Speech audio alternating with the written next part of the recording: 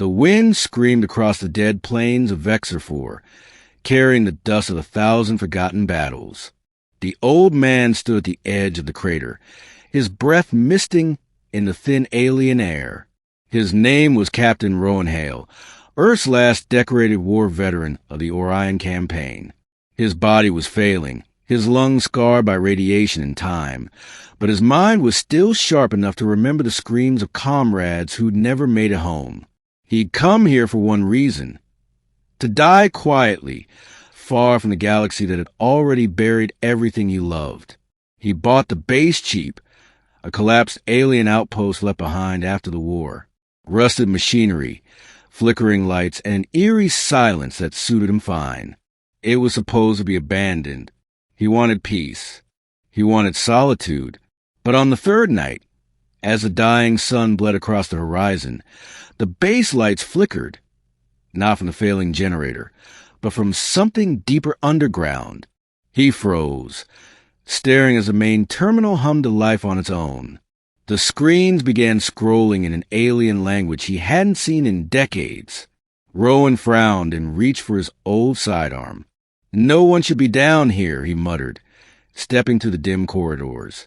The sound grew stronger, a low pulse like a heartbeat beneath the floor. Then he saw her. She stood in the central chamber, tall and radiant, her translucent skin shimmering under the failing lights. She wasn't a ghost. She wasn't even human.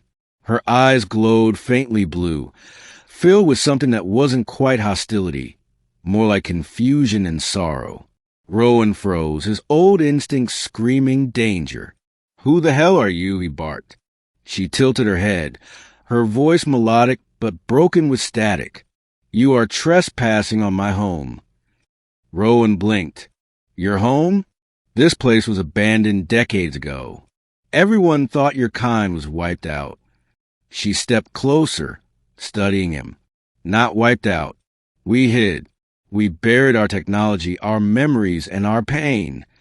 Her gaze softened. "You bought this place to die inhuman?"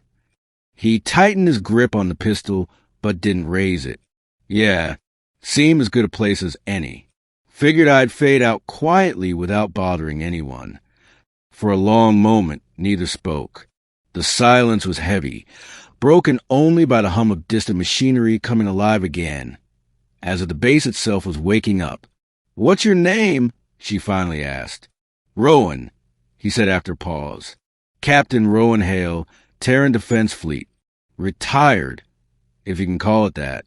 Her eyes flickered, as if the name stirred something in her memory. "You fought in the Orion campaign." It wasn't a question. "I remember the humans.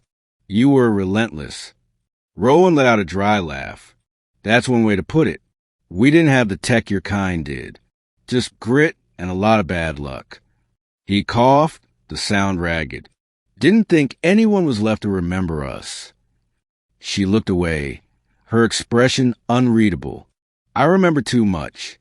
The war destroyed everything. My people, my mate, my children. You humans fought like dying stars, beautiful, terrible, unstoppable." Rowan swallowed hard. War doesn't leave anyone untouched. When he looked back at her, she wasn't glowing as brightly anymore. The faint shimmer around her flickered like a candle in the wind. "You're not alive, are you?" he said quietly. Her eyes met his. "I'm what remains. My consciousness is bound to this place. My body died long ago, but I could not leave. I stayed to guard what was left." The revelation hit him harder than expected. She wasn't just some alien survivor. She was a ghost made of data and light, the last echo of a species long gone. "Then I guess we're both ghosts," he said with a sad smile. For days they spoke, first with suspicion, then curiosity. She told him her name was Elira, once a scientist and protector of her people. He told her about Earth, about the green forest and ocean she'd never see. Together, they repaired sections of the base, not out of purpose, but companionship. Rowan felt something he hadn't felt in years: connection. One night, While he worked on the power core, his hand trembled so badly he dropped the tool. Lyra rushed to steady him, her light flickering as she touched his shoulder. Her touch was cold, electric, but gentle. "You're dying," she said softly. He chuckled weakly. "That was the plan, wasn't it?" Her glow dimmed. "Not like this. Not alone." He looked at her, seeing the pain behind her glowing eyes. "You've been alone longer than I've been alive. You deserve rest too." She shook her head. "I cannot rest. This place holds the last memory of my world. If I leave, it vanishes forever." He sat there in silence for a long while. Then he reached into his old pack and pulled out a memory chip. "Maybe not. I can transfer your data to this. It's human tech, but with a few adjustments, it might hold you long enough to travel." Her eyes widened slightly. "Why would you do that?" He smiled faintly. "Because I don't want to die knowing I left another soul trapped in the dark." They worked for hours, side by side.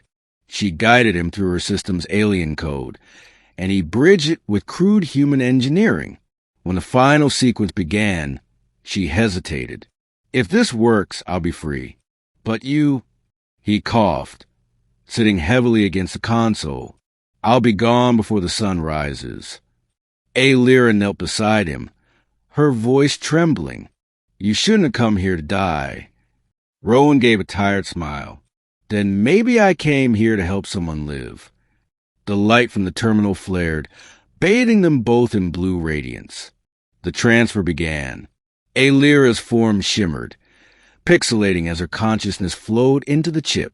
She looked at him one last time, her voice faint. "Thank you, Rowan Hale of Earth. I will remember you." Then the chamber went silent. The light faded, and the war veteran slumped to the ground, a peaceful smile on his weathered face. Hours later, the sun rose over the plains of Vexor 4.